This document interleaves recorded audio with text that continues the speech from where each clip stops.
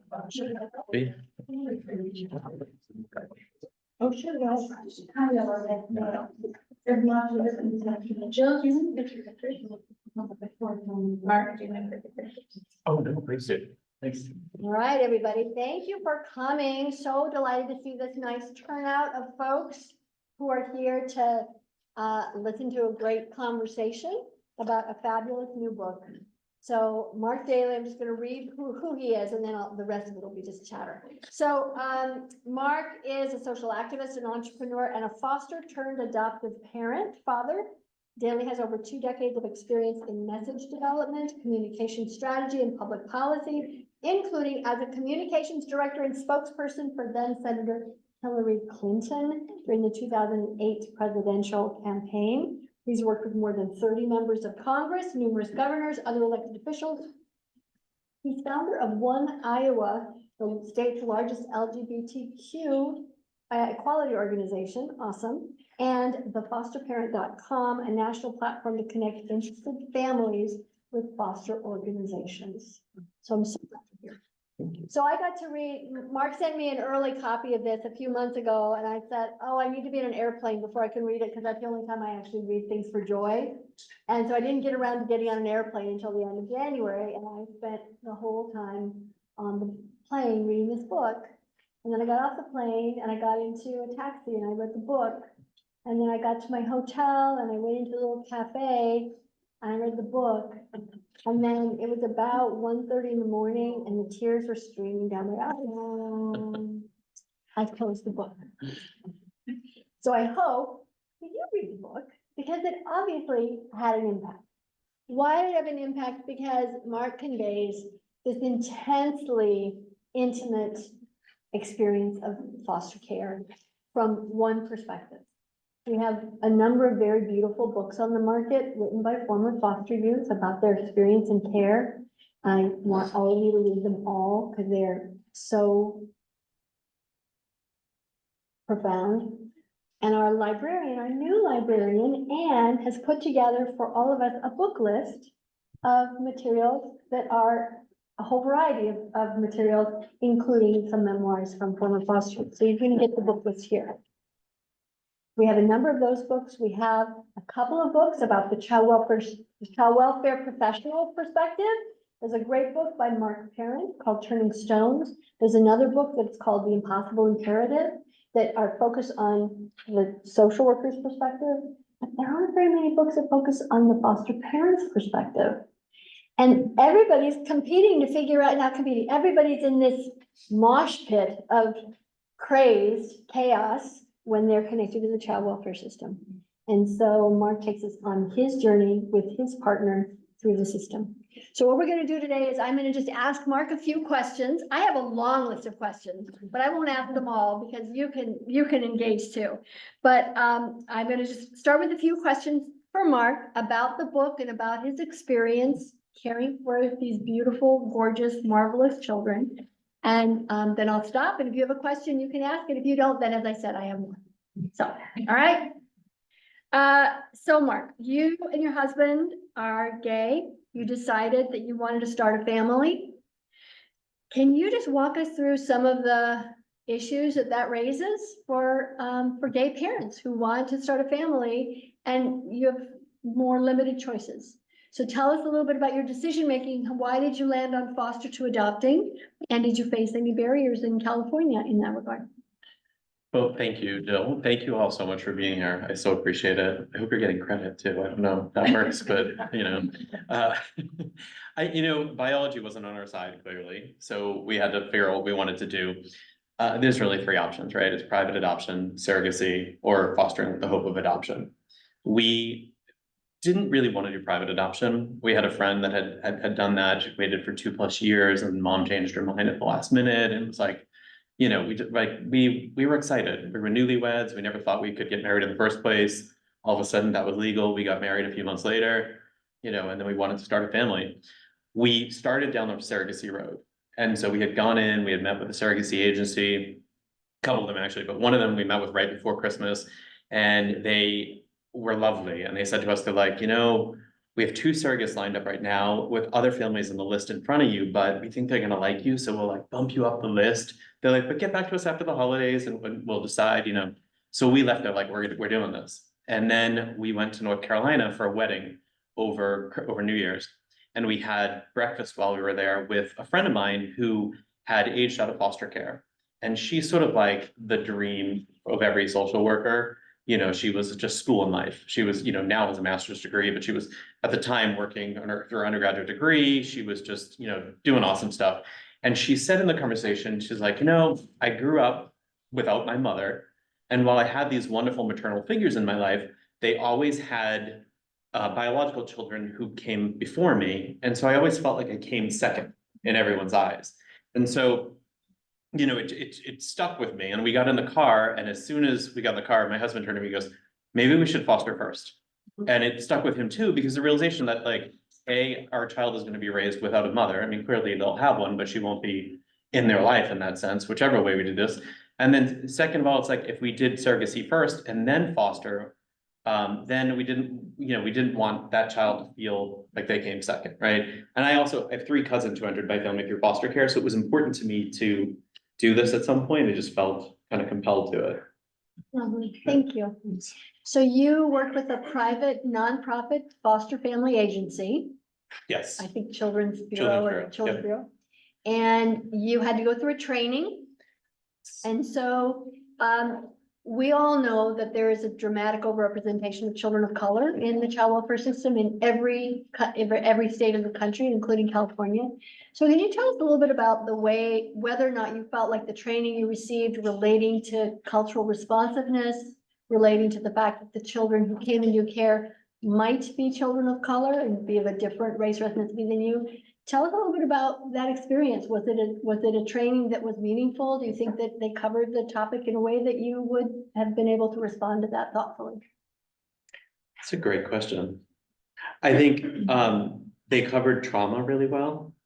They explained that it was likely. I mean, we lived in LA. Like we didn't expect that we were going to have a child that looked like us. My husband is a ginger. The babies that we got were blonde hair, blue eyes, like ginger. They looked just like my husband, which was just really bizarre that had happened that way.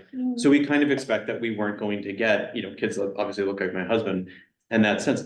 But it was brought up, but it was never, I didn't feel like we would have known what to do other than lean on our friends and our support system and find resources ourselves to try to be able to solve that.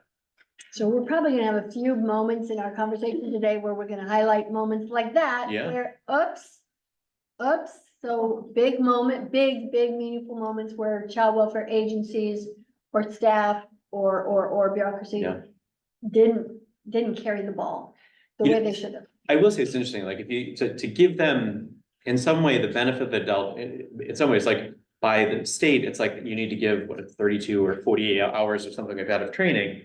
And there's all these things they have to cover, and that's probably not one of them.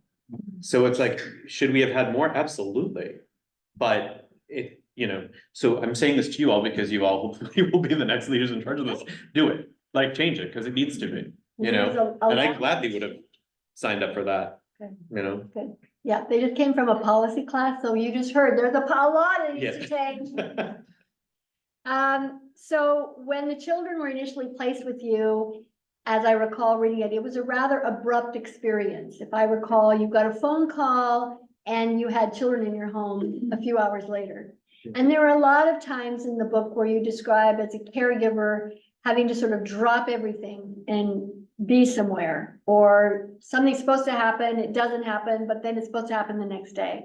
And throughout the book, there was a sense that you and your husband were very privileged because you had professional careers that didn't give you complete flexibility, but certainly allowed you to flex with the chaos that surrounded scheduling. Yeah. And you also write in your book about the fact that you recognize that privilege and that there are many parents who don't have the sort of privilege to be able to drop everything, and other caregivers who don't have that. So there's a socioeconomic aspect to this system that is troubling to all of us. And so can you just talk a little bit about that experience for you in terms of the places that you felt that come alive in your experience? I feel like that's such a loaded question because there are so many opportunities to talk about that. I mean, honestly, like, you know, the day that we got the call for our kids, we had told them that we would be available starting June 1st. Just we were trying to like clarify our schedule, and everyone else in our class that had started before us, you know, got their placement within 36 hours of saying they were available. So we were like just waiting by the phone. And I had agreed like a year and a half before that I would speak at Stanford that day. And it was like June 16th or something. And I was like, oh, well, we'll have the kids by then. I'll be gone at 5 a.m. I'll be back that night. No big deal. And the call didn't come for 2 weeks. But what had happened was when they came to our home inspection, the woman came through and she said, oh, you have a big house. Would you take siblings? And I thought what she meant was 3 years down the road, if mom has a kid, can we call? Like I was just so naive about it, like that, you know, because we had said 0 to 3 was our age range.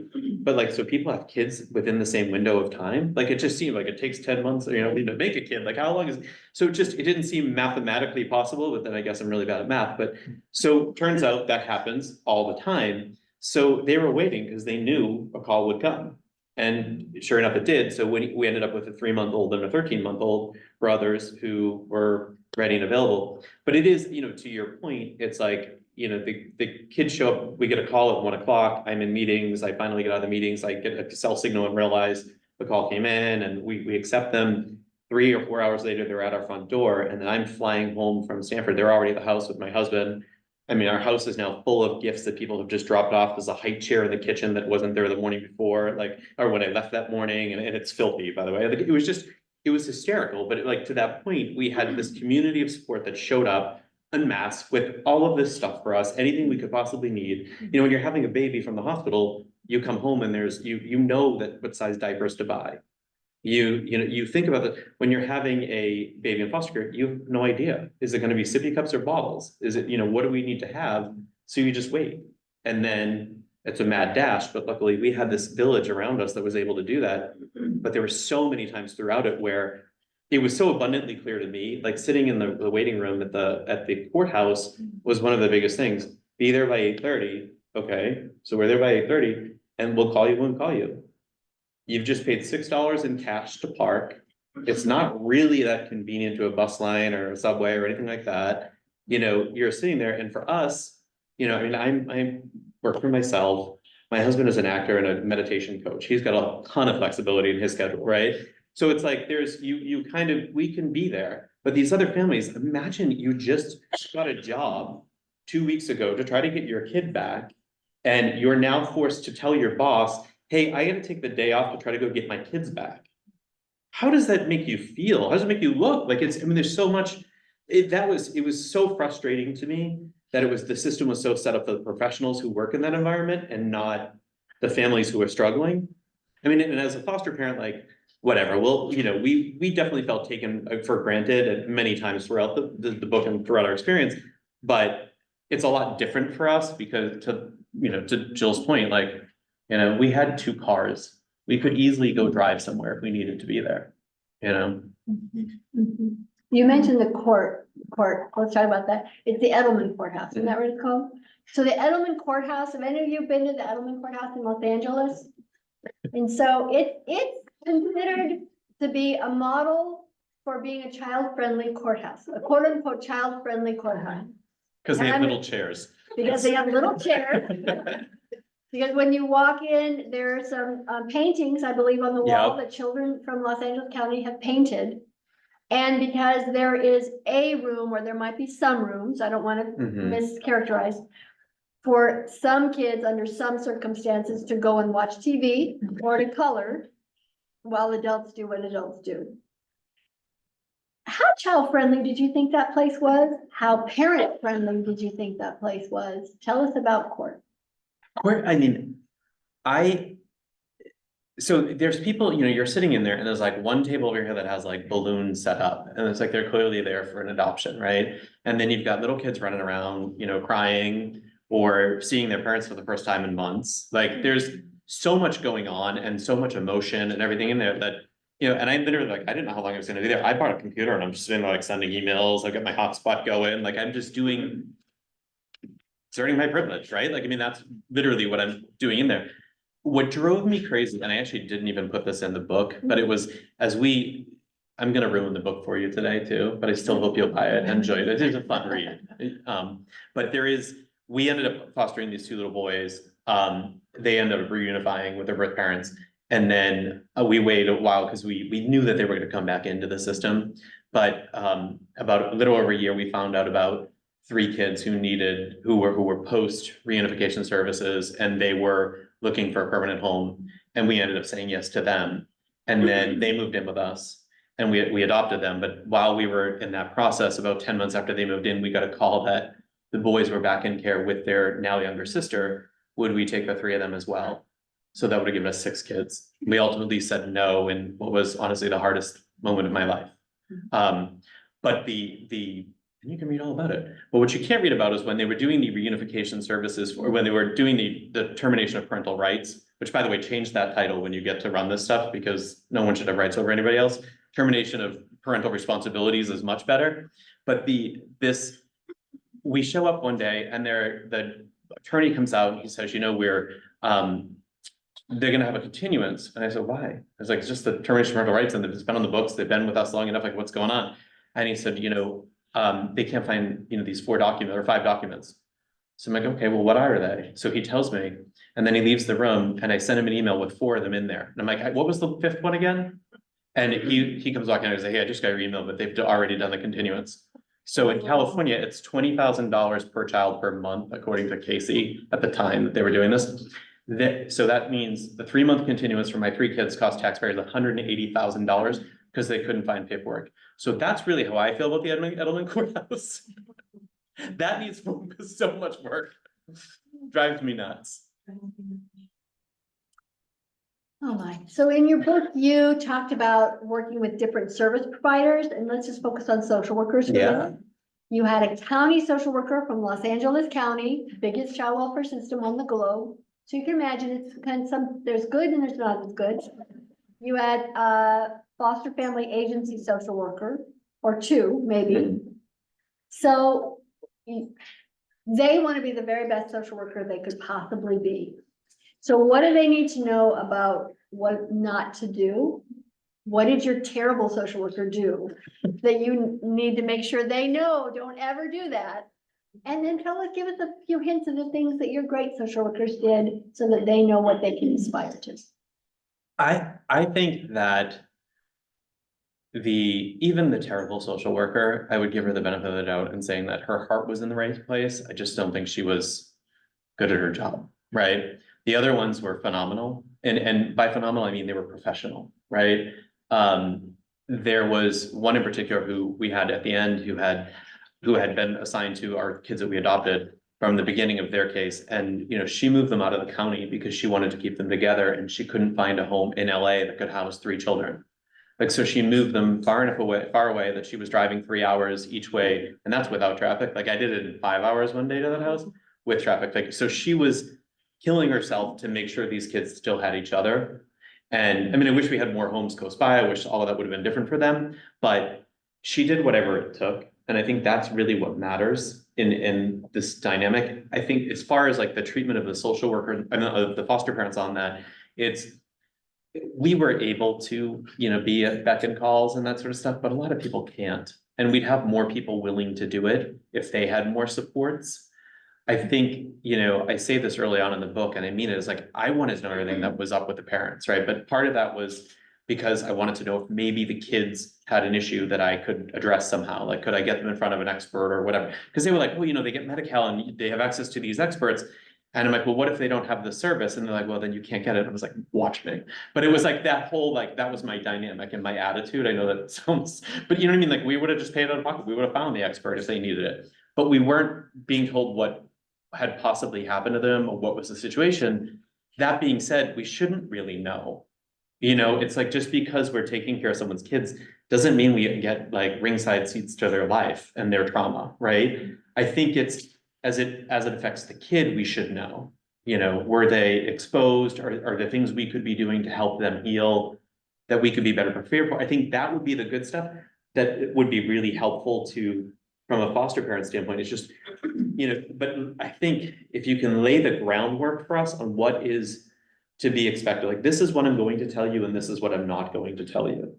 You know, I'm not gonna tell you anything about the parents, because that's not your business, you know, but I will tell you that, you know, the kid has been exposed to this or that, and, you know, here are some resources for you, is where you can read up on that, you know, I don't know. So you think the social worker who didn't do a very good job was just not a good fit for the job? I mean, there were things like she would try to, every time we scheduled something, she would schedule like a visit with us at our house with the kids at the same time that she'd schedule a visitation with the kids with the parents at their house.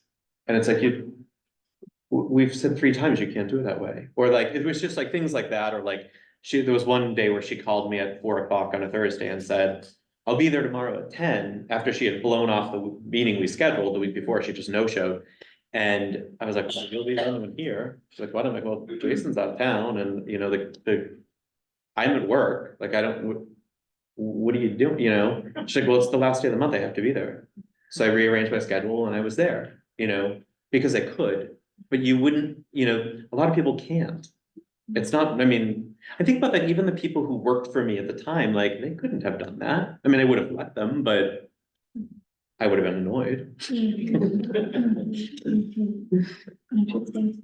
So there's a move in the field, not even to call foster parents anymore. So sorry, I've already said the Yeah. word 6 times, and I'm sorry. The resource parents. You're supposed to be a resource parent. Mhm. And the idea behind the transition to become a resource parent is that you are making a bridge to parents, to birth parents, when you become part of a facilitated team to help them in every way possible to get their kids back.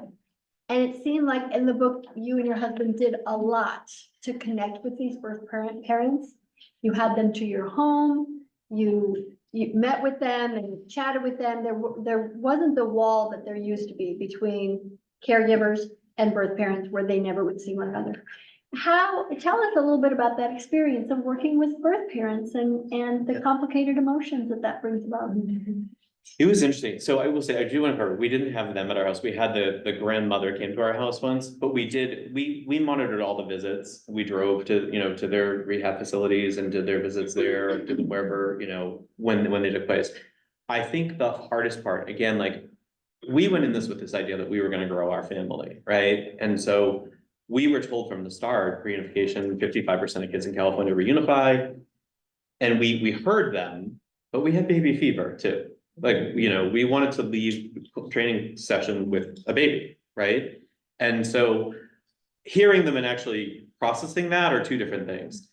That being said, as soon as you get into this environment, you know, and as soon as we first talked to the parents and met the parents, you know, things change when you see the other side and you realize that, like, for your family to stay together, another family has to break apart. That's really messed up, like, in that sense. The last thing I ever wanted to do, or would ever do in that sense, is take a child from a family that is able to care for that child. It is even, and I mean that by even like extended family members and stuff, that there's so much more we could do on that end.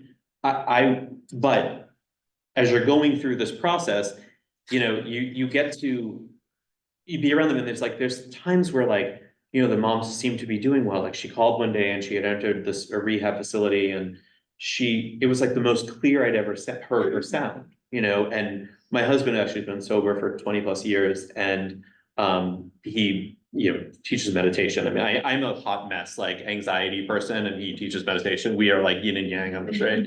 So, but we have this, she calls up one night and she's talking about, you know, she's got this good group of women around her, and she starts talking about this abuse she experienced as a child. And, you know, she's telling us her whole backstory, the stuff that, you know, we weren't supposed to know, but because she's sharing it. And you start to just see that, like, yes, there were reasons these children were taken from her. They weren't safe in her care, but God, she's had a really tough life. And so she's a victim as well as, you know, a perpetrator in that sense. And how do we stop that cycle? Like, how does this end so that she doesn't repeat it? And it really becomes a different dynamic. I know there's the children and family teams that they're using now in California, which we didn't actually have. Like, we just started before that was implemented. And now I'm doing some work with CDSS, and I've actually got to go to some of them just as like an observer. And it's remarkable to see, you know, foster parents sitting at the table with biological parents and aunts and uncles and teachers and coaches and, you know, just people who love this child and putting this child first. And that's a much different, it's a model I've never seen. And actually, like, it makes me think there's like a beauty in the system that was very much absent in our case, you know, or parts of our case, I would say. Let me stop for a minute and ask if you have questions from the audience. Question. Sophia. I had a question about when you mentioned the children who were placed in your care and their specific like physical or racial features. So you're saying it wasn't necessarily intentional that they were like sort of similar to your husband's Not at all. cancer, not at all. Okay. No, we just, you know, it's funny. I think what happened for us is because we had a bigger house, they were like, oh, you could take siblings. So it was like the next time the FFA, I mean, because they literally, you know, in a perfect world, a child comes into care and they're like, all right, well, where do we have a home for a teenager that can keep them at this high school and they can, and move them all around? That's not what happens.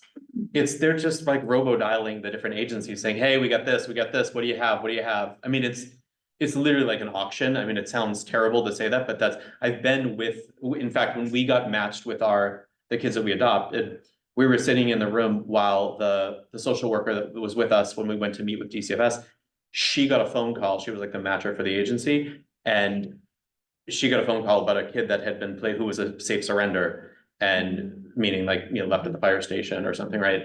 And they said, oh, we're taking families from 2016 that had been approved in 2016. Now, do you have any from 2016? And well, I mean, it was like this whole, I mean, we heard the whole conversation. It's like, this is really what, you know, how this works, you know? So it's not, I mean, it's whatever stars align in that moment. So, and for us, we didn't care. We didn't set a parameters as to what we would do. We wanted 0 to 3 because we were told we couldn't take just babies, you know? I have a question. Yeah. I actually have two, but I'm trying to choose between them. But one of the questions that I have is that, you know, I'm doing a lot of work with different states trying to figure out how we really help stabilize young kiddos that have a lot of behavioral problems and a lot of trauma and mental health issues. And there seems to be a lot of hope that foster parents are the magical solutions for all of this mess, right? And I'm just really, from your perspective, like, is this realistic? I mean, like, the hopes are so broad, and yet the challenges are so huge and immense. And some of the times there's a skeptic in me. It's like, why do you wanna load all that on to, you know, what is essentially just a family? Like, you're not a professional, a mental health expert, right? Like, we're just looking at a family and being like, this is gonna be it. This is gonna be the way. With 32 hours of training and nothing on cultural competence, by the way. That's, I mean, no, I think I agree with you. I mean, I think that it is, if they offer more training, that could be helpful. But even in the perfect world, let's say the foster family was, you know, these experts and could, you know, wave a magic wand. What happens when the kids reunify? Right? Because if you don't change the environment they're returning to, then all the behaviors come back. And that's, you know, so what is it has to be a larger picture in that, you know? I was wondering if you were able to maintain any sort of relationship with those two, even though you didn't end up taking them the second time, were you able to continue being in their lives? At first we were. So when we got some really great advice, which was, you know, become the person they call when they're in trouble. Like, I mean, they were very young when they left us. Like, so the kids weren't calling us. I mean, one of them could barely speak, right? But they were, you know, we had them for about 16 months and they were 3 and 13 months when we got them. So they went back, and my husband was, you know, texting and calling with the mom almost every day, you know, or probably multiple times a day sometimes.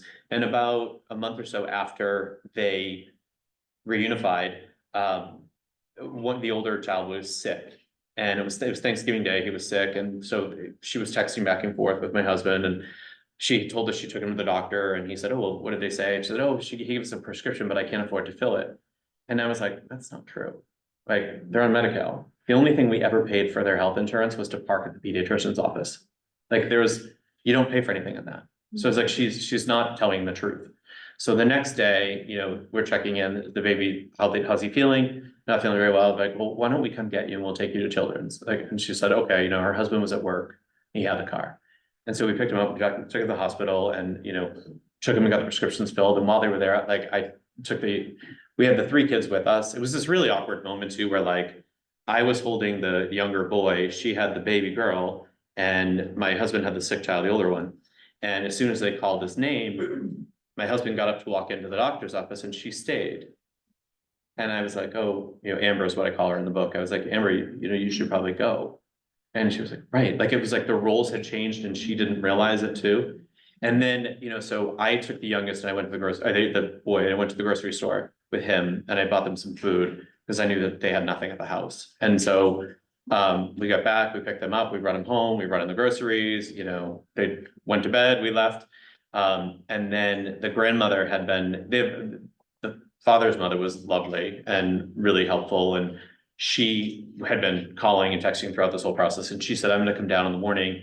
So the next day she comes down the Saturday, she spends the night, she takes all their bed sheets to the laundromat and washes all their clothes and does all the stuff. And on Sunday night, she calls and she's hysterical. I'm like, what's wrong? She said, well, I got back to the house and, her son was gone somewhere, I don't know. And the mom was outside smoking a cigarette and the younger 2, the boy and the girl who were 10 months and 20 months were in the bathtub. And so she said, you can't do that. And she's like, I know my kids, they're fine, leave me alone, and so she called us hysterical. And I was sort of like, I don't know what to do. We're mandated reporters, but I didn't see it. But if I don't do this and something happens, I'll never live with myself again, right? Like, how do I ever sleep knowing that I could have said something and this kid's life would have been saved? So I also we had had that terrible social worker before it ended. So I'm like, I can't reach out to her because she never even responded to emails. Like, we weren't allowed to email her if we didn't CC her supervisor. Like, she was a bit of a hot mess. Anyway, so I had come in contact with the guy who was the interim director. Now he's the director of DCFS in LA. And I just sent him an email and I was like, look, I don't know what to do here. I don't know if I'm supposed to report this or not, but I'm never going to sleep again if I don't do this. So take it for what it is. And please, do with it what you will. And the next day, he emailed me back immediately and said, we'll send this something in the morning. Thank you for telling me. And they did. And then she said she never wanted anything to do with us again. So that was really we did talk to the grandmother sometimes, and we know that they're currently living with their dad, but that is not a really good situation. And the parents are no longer together. Question on. Oh, sure. All right. Erin should be able to go ahead. Oh, go ahead. I'm not, I wasn't, whatever. I was muted and talking to myself 4 years later. I'm sorry. Hi, everyone. And Mark, if I may, thank you so much. Thank you for joining us. Thank you for the love that you and your husband bring to these babies and this larger community. I had a question about your telling your story, where in effect, you're telling their stories as well. And so curious about, I don't know if there are tensions or contradictions or challenges or whatever, about protecting children. Consent isn't the word, but even using pseudonyms and things like that, you're writing a book about your family, which means you're writing a book about these kids. And so I'm curious with you, your husband, whomever else, are these questions that are raised? What does it mean to do a memoir? What does it mean to do biographical work that involves folks and that involves children, particularly who are marginalized or coming from stigmatized environments and haven't been able to consent, to having Amber's story, for example, in print? What are those mechanisms like as a thought process, maybe even logistically with a publisher, but in your heart really is my question.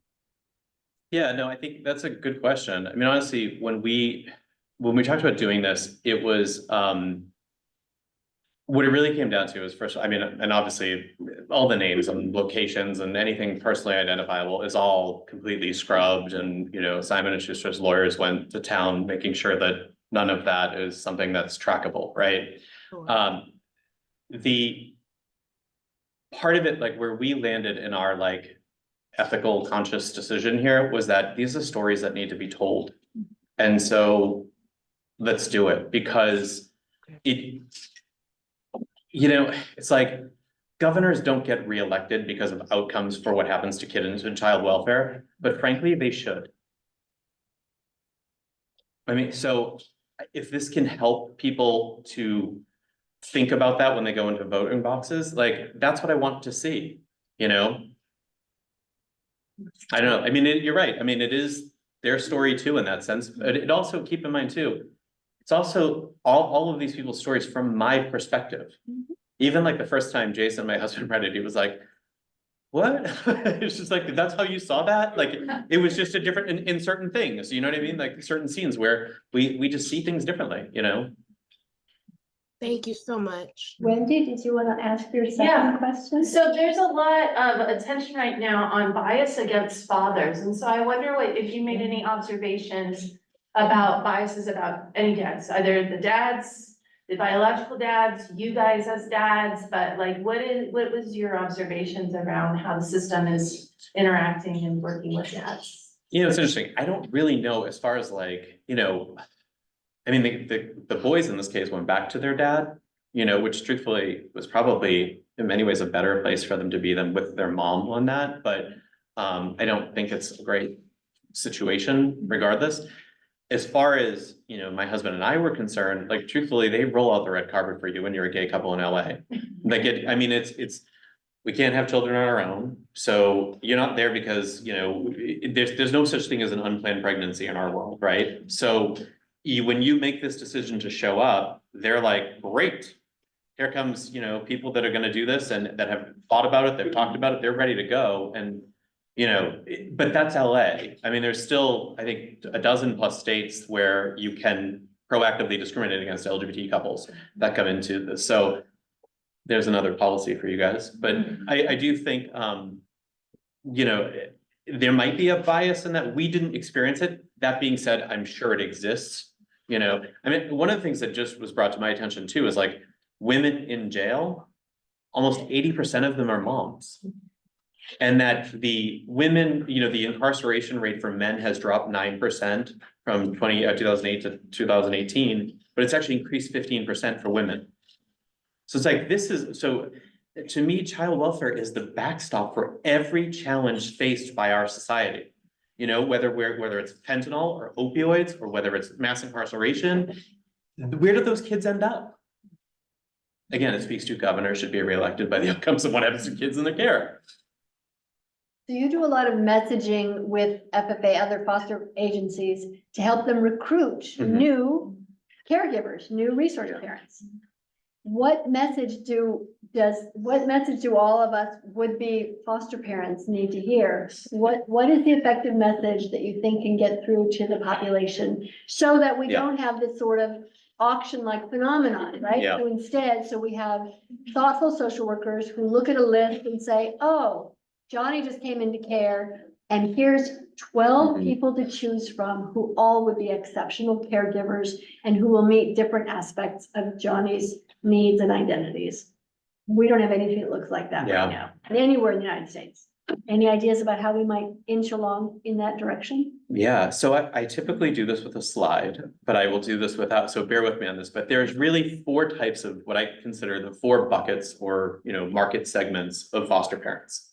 The first is your kinship, right? These are the people that know the kid, right? So those are found internally at DCFS. That's not the work that I've been doing, right? The next is what I call connection to the cause. So these are people who are social workers. They're people who are medical secretaries. The people sitting in the therapist's office while the kid is sitting in the lobby and they see what a good kid it is and happens to be in foster care. And they know that. So they know the kid, they work in a similar field, or there's someone themselves who've been in foster care, or sometimes people don't understand the difference between foster and adoption, like if it's a private adoption, but there's like, oh, I was adopted, or, so there's a natural drawing to that first. So connection to the cause, either first personally or professionally is your second bucket. Your third bucket is family planners. These are gay couples they're couples with fertility challenges. And then your last bucket is what I call idealists. They're usually the people who've never thought about it before in their life, but they're interested in it. They tend to be more, middle and upper income on that. They're the they're the largest pool, but they're the hardest to convert over time. It takes a very long time to get them there. The messaging on this for your idealist is really, they want to be emotionally moved by it. It's a twofold messaging. It starts with, tell me how being a foster parent changed somebody else's life, in the sense of share a story that I can feel it. And if I want to have that same feeling, that gets them interested, and then hit them with facts that are positive in that. But they're going to, lift the hood and kick the tires and ask questions like, as soon as you drop the trauma, abuse, and neglect bomb on them, 30% of them are running away. Like, you're going to lose them, but you can continue these conversations over 18 to 24 months on average. That's how long it takes for a person to decide to do this. And then, you can get them there. The family planners are easy. Like, that's, they want to use share an adoption story and they're sold. The connection to the cause is more about the, like when I was doing I still do a lot with probation, right? So there's the wing of, it's better than I do. Anyway, kids that are on probation, the dual placement. The people that take them are single women who are in their mid-50s. They tend to have an education background. Why? Because they know them. They taught them, they left their school, they know this is a good kid in a bad situation. They had a student that was transferred out, and they're like, I wonder whatever happened to them. I cared about them so deeply. I hope they're, doing okay. And this is their way to write a new chapter for another kid. Yeah. Other questions? I have a question about the family planner group. What are your thoughts on that group as a whole, in terms of like how in your experience, like, do you feel like they're able to support reunification in terms of like do what's in the best interest of the child and the family, or do you feel like that sort of gets in the way? I think that's a very fair question, and I think it's a case by case thing, right? Like, because truth is, we got in there with baby fever, and we were straddling both family planner and connection to the cause. I have 3 cousins who were in foster care, right? Who were adopted into my family. They're 3 of the closest people to me in my life. So there's that like dynamic of, I knew these were good kids in a bad situation, but also, I think what it comes down to at the end of the day is when you start to go through this process and you're exposed to the families, it's that idea that like, you'd have to be pretty heartless to not be able to root for somebody to succeed. Like, it really comes down to that. And I'm sure that it happens in that it would have never been fair to compare the tangible things that we could provide for these boys versus what their parents could. That I never should have factored into the equation, and we never let it in our heads, or in, and certainly no one else did in the case, but there was that like, but it's still, you have to be able to pull that aside from it, but some people probably can't. I don't know, Dora? We have another one on Zoom. Okay, another Zoom request.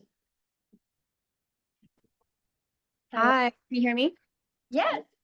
Hi, thank you so much for talking. You mentioned earlier that when the grandma called you regarding the mom leaving the kids in the bathtub, there was a moment of confliction, and a big part of it is that you just didn't trust your social worker at that time. Can you explain more moments, if there were any moments, where that relationship between you and the social worker, the lack of communication, impacted certain decisions that you and your partner have when you were caring for these kids? Yeah. And I can tell you, so it actually, even with the good social worker, it sounds terrible to say that, but so even with the first social worker we had, there were times where it was like, you'd start to ask a question and you'd stop, because you realize you're like, there's this, third rail that I can't touch, and it's not my business. And so like, and I'm guessing some foster parents actually did cross that and touched it, and she probably put them back in place because I was around her enough, and she definitely would have been like, no, you don't belong there, slap my hand on that. So we didn't. The other social worker, one of the situations we had, I'll tell you, we share this in the book, but it's like, whenever, the kids get hurt, right? Like, little boys fall all the time. So anything they do, you have to document, right? And so we had a situation where the younger of the two fell. And when he fell, he hit his face on like the giant, pool noodle that we had attached to our coffee table, and it left a bruise on his cheek. And so, we immediately filed the incident report, we send the pictures, we do everything that you have to do. And at this point, it wasn't the first one we'd filed, so we didn't really think twice about it after doing it.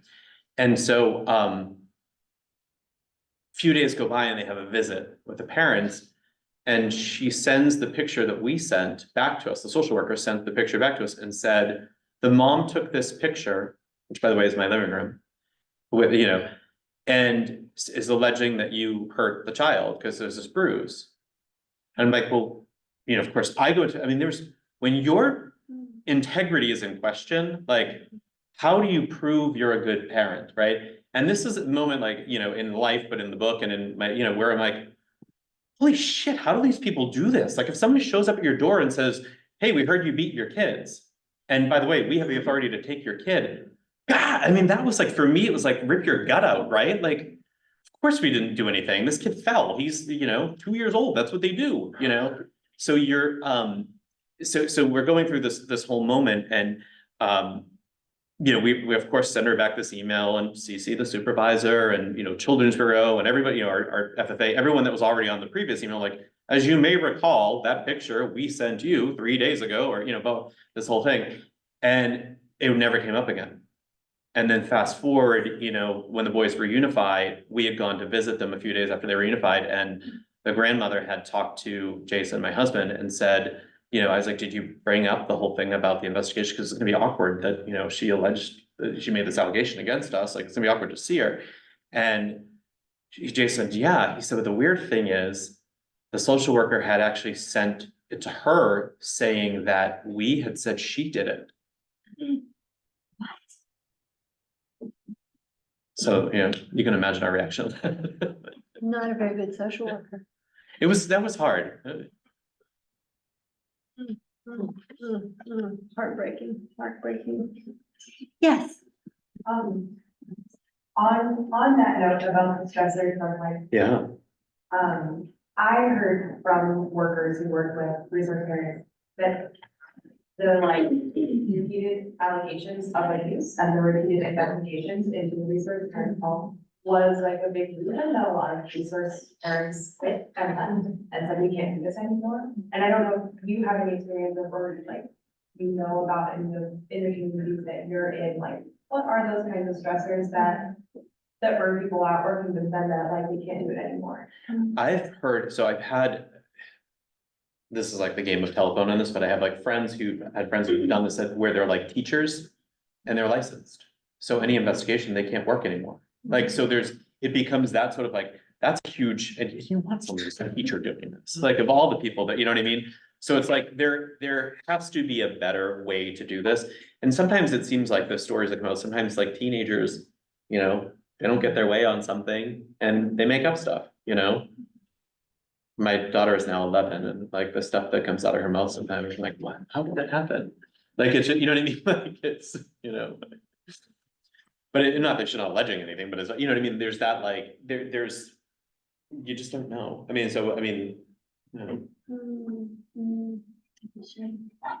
Yeah. So you've had good, bad, and ugly.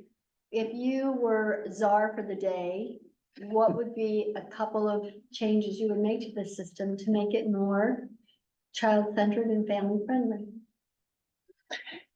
I do think this child and family team model, like from what I've seen, it seems to really be working, right? There's a million different things as far as like, I wish we lived in a society where we didn't need a system, but until kids stop getting abused, we need something, right? Like that, that being said, it's like, there's so much more upfront stuff that we could do, and so many other things that could happen.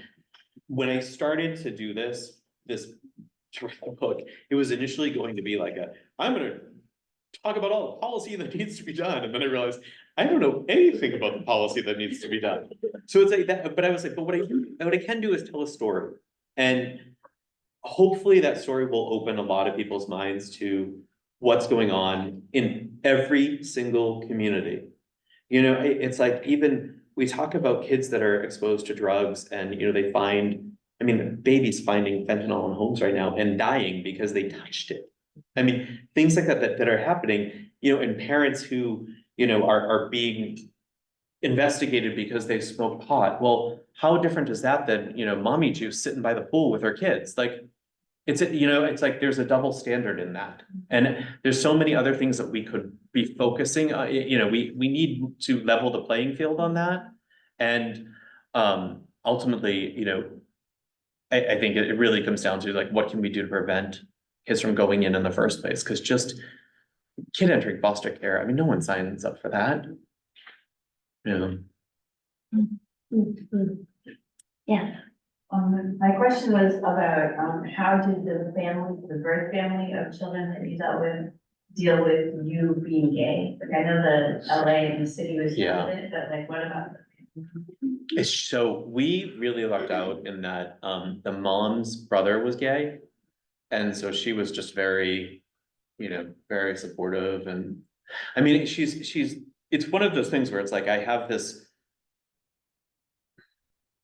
you know, like in child welfare, like it's far too complex to fit anything on a hashtag, right? Like there's no slogan that's gonna win you this issue, right? I mean, and that's because every case is different, every person is different, every situation is different. And, you know, and the stuff that she had been through in her life, I can't even imagine. But at one point in time, she said to us, after she had just had the other baby, we were at court, the judge had just ruled the babies would stay with us for another 6 months. She said, you know, I've been reading up on surrogacy, and I thought maybe I could be your surrogate sometime. And like, it's like, how do you not think this woman is like so kind and thoughtful and all these things? But then on the flip side, you're like, you also just delivered really her fourth child, because she had already lost a child to the system. But you're like, you just delivered your fourth child that we know was exposed. You know, and you're like, you know, and then the husband said, well, we make really cute babies. Like, well, but that's not how surrogacy works. But it was just the whole like, okay, well, you know, this is, but again, it was like, their heart is so there, you know, that's how you know you're not rooting against these people, you know? But on the same side, it's like loving your children love alone won't keep a child safe. We need other systems in place to help them, you know? I think there's often a lot of worry that children seeing their biological families, if they can't be with those biological families, is gonna upset the child, that it's gonna hurt the child some way. And I don't really believe that, but I wonder what your experience is of that and how you've been able to support the children and maintain their connections. Yeah, you know, it's funny, it's like I'm trying to look at that from like, so when we had the boys, they were so little that like, and assuming the youngest, he didn't even know his parents were, right? Like when he went back, he still didn't know who they were. I mean, we were his parents, and we got him at 3 months. He had been with their grandmother for 6 weeks before that. Like they were, you know, he didn't know who they were. The older one, maybe he remembered them, I don't know, but you know what I mean? He was definitely acclimated to us. Their visits and stuff, every time they would come back, they would be regressing. I mean, the older one would be biting and hitting. He'd be like just grunting for stuff where you know, my husband had taught him to, whenever he feels anger or frustration, to take breaths.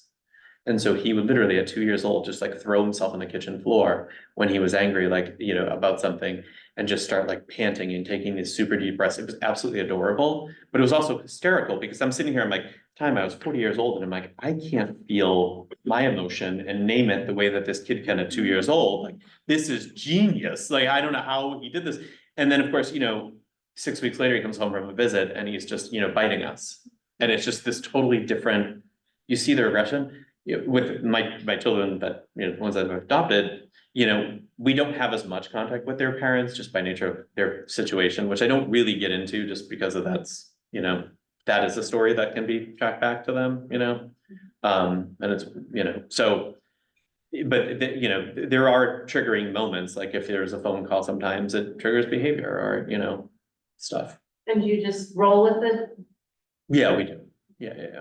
They teach you in your training too, things like, I mean, there's helpful things like, it's with visits with older kids in particular, like if you're going on a visit, sometimes you don't tell them where you're going. Because if the parent no shows, you're just setting them up for letdown. In our case, like the parents only saw their kids 6% of their allotted time.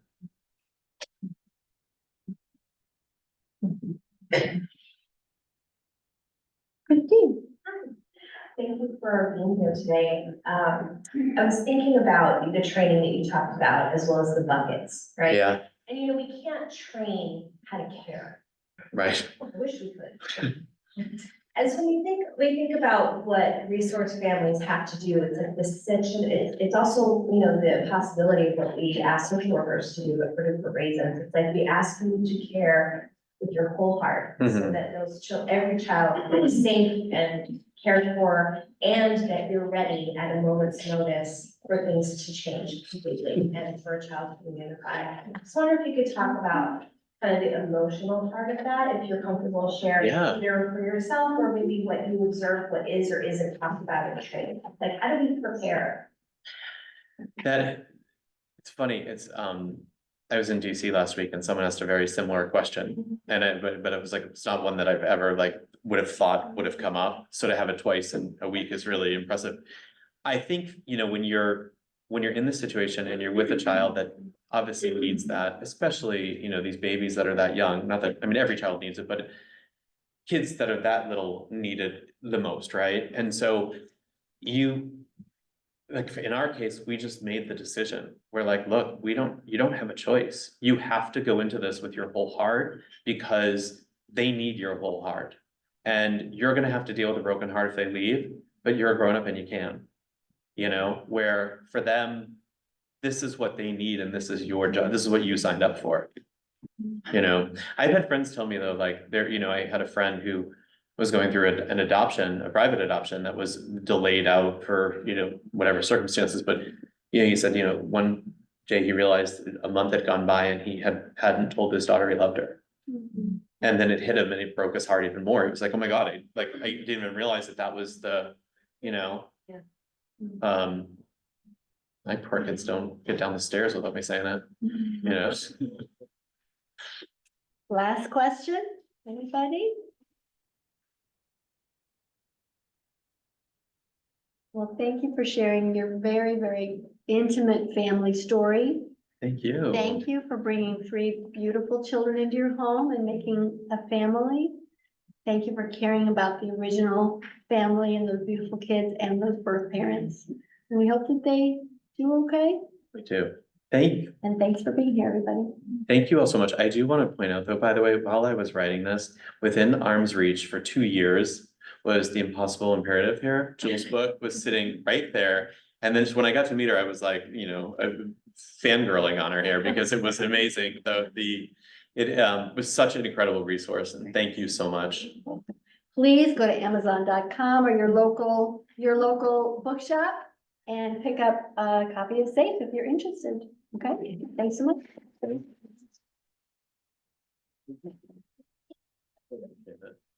Absolutely, that just worked out. So good. I can't believe that.